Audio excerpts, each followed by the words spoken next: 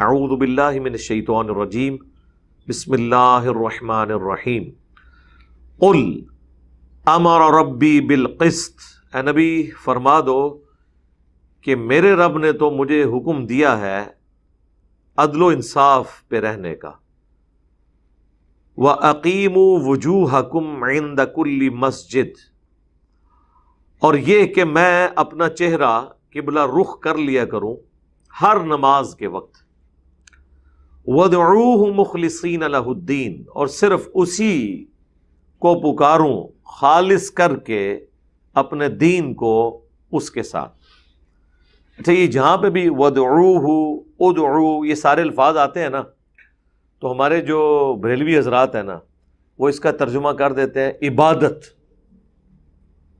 کیونکہ پکارنا تو انہوں نے ہے عبد القادر جیلانی کو، باقی بزرگوں کو، حالانکہ یہ ادعو دعا کہتے ہی پکارنے کو ہے۔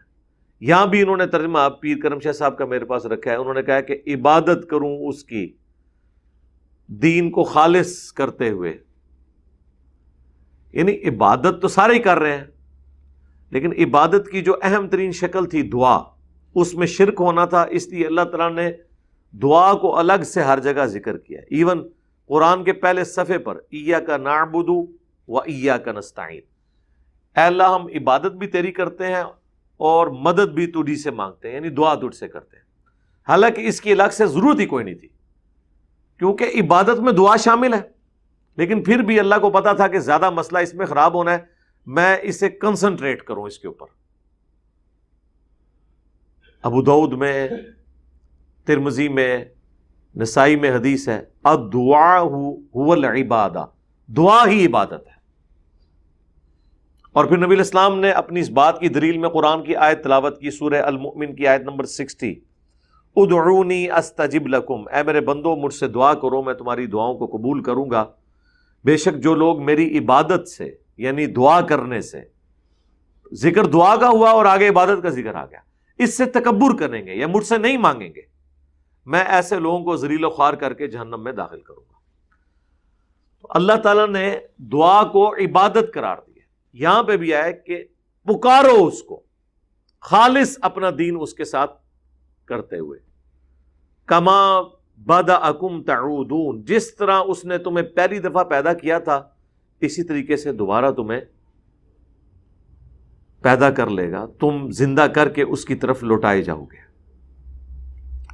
اور اینڈ رزلٹ کیا ہوگا؟ فریقاً ہدا، ایک گروہ وہ ہے جسے ہدایت دی گئی ہے، وَفَرِيقًا حَقَّ عَلَيْهِمُ الضَّلَالَةُ، اور ایک گروہ وہ ہے جس کے اوپر گمراہی ثبت ہو چکی ہے۔ یعنی کہ اللہ نے نہیں گمراہ کیا، مراد یہ کہ انہوں نے انبیاء کی دعوت کا انکار کر کے، کتابوں کا انکار کر کے خود گمراہی کمائی ہے۔ اِنَّهُمُ اتَّخَذُوا الشَّيَاطِينَ أَوْلِيَاءَ مِن دُونِ اللَّهِ، یہ گمراہ لوگ وہ ہیں جنہوں نے بنا لیا ہے شیطانوں کو اپنا دوست اللہ کے سوا، وَيَحْسَبُونَ أَنَّهُمْ مُهْتَدُونَ، اور حال یہ ہے کہ وہ گمان کرتے ہیں کہ وہ ہدایت پہ ہیں۔ یہ ہے الٹا گیئر لگنا، سب سے خطرناک بلکہ خطرے ناک بات یہ ہوتی ہے کہ انسان گمراہی کے راستے پہ ہو اور اسے ہدایت سمجھ رہا ہو۔ اس وقت آپ کو جتنے مذہبی جماعتوں کے لیڈر، ان کے کٹر قسم کے فالورز اتنے پورے اعتماد نظر آئیں گے گویا کہ جنت میں صرف انہوں نے جانا ہے۔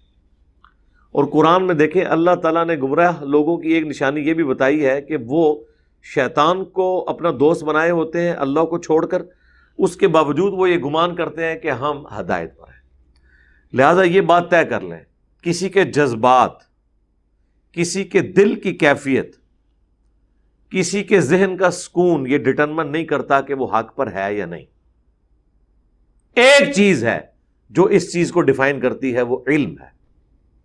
اس کی وجہ یہ ہے کہ اگر ذہنی سکون نہ مل رہا ہو تو میرے بھائی کرسچن پھر چرچ میں جانا چھوڑ دیں۔ وہ جب چرچ کی گھنٹیاں بجتی ہیں نا تو انہیں ایک روحانی سکون وکھرے جہاں میں وہ بھی داخل ہو جاتے ہیں، وہ ہوتا ہے شیطانی سکون ہے، وہ اسے روحانیت سمجھتے ہیں۔ اگر یہی چیزیں ہوتی تو گردوارے سارے اجڑ جاتے، مندر سارے ویران ہو جاتے، لیکن آج بھی لاکھوں لوگ جا رہے ہیں۔ اور جناب ہمارے حج کے اوپر تو بمشکل 50 لاکھ بندہ جمع ہوتا ہے نا، گنگا پہ 3.5 کروڑ ہندو ہر سال نہانے کے لیے جاتے ہیں جی. آج تو شاہی کوئی نہیں تعداد دے لحاظ نال ان کے مقابلے پہ، تو ان کو آخر وہاں کچھ مل رہا ہے نا. سینچریاں تو ٹنڈولکر نے کی ہیں، کسی مسجد میں جانے والے نے اتنا بڑا ورلڈ ریکارڈ نہیں بنایا. ایک مندر کے پجاری نے کرکٹ میں اتنا بڑا ورلڈ ریکارڈ بنا دیا ہے. سکون تو اسے بھی ملا ہوا ہے وہاں پہ. اور یہی وہ سکون ہے جو ہمارے مسلمانوں کو مزارات کے اوپر ڈھول کی تھاپ پہ ناچنے سے، وجد میں جانے سے، عابدہ پروین کے کلام سننے سے، نصرت فتح علی کی قوالی سے، جو وقرے جہاں میں وہ داخل ہوتے ہیں. اور وہ کئی لوگوں کو وہ کہتے ہیں وجد آ گیا. وہ وجد نہیں، پیورلی سائنٹیفک فینامنا ہے، گمک، ریزوننس. وہ کسی چیز کے اوپر، وہ جناب مائیکل جیکسن جب گانے کے لیے آتا تھا تو امریکہ میں ٹریفک تو بلاک اس وقت بھی ہو جاتی تھی. آپ کے اجتماعات میں اتنے بندے نہیں ہوتے جتنا اس محفل موسیقی کے اندر لوگ آتے تھے. وجد تو ان پہ بھی طاری ہوتا تھا. پیورلی سائنٹیفک فینامنا ہے. اس کا دین سے کوئی تعلق نہیں ہے. اسی لیے دیکھیں دین کی بنیاد کہیں آپ کو قرآن میں یہ نہیں نظر آئے گی کہ اس بات پہ رکھی ہو کہ آپ کو وجدانی کیفیات کو تلاش کریں. ہمیشہ علم علم علم، کیونکہ چیز وہی ہوتی ہے جو 2+2=4 آپ اس کو کیلکولیٹ کر کے ثابت کر سکیں. ورنہ آپ کی کیفیت مندر میں جا کے ٹھیک ہو، ان کی کیفیت گردوارے میں جا کے ٹھیک ہو، تیسرے کسی بندے کی کیفیت چرچ میں جا کے ٹھیک ہو، چوتھے کی کسی مزار پہ جا کے، پانچویں کی کسی مسجد میں جا کے، تو پھر میرے بھائی سارے سچ بول رہے ہیں نا؟ نہیں، سچ وہ بول رہا ہوگا جو الہامی کتابوں کو فالو کرے گا، جو بکش مسلمان ہوگا، وہ سچائی پہ ہوگا. تو یہ تو گمان کرتے ہیں وہ ہدایت پہ ہیں، حالانکہ وہ ہدایت پہ نہیں ہوتے. لہذا کرائٹیریا ہدایت کو چیک کرنے کا قرآن و سنت ہے، وحی کی تعلیمات ہے.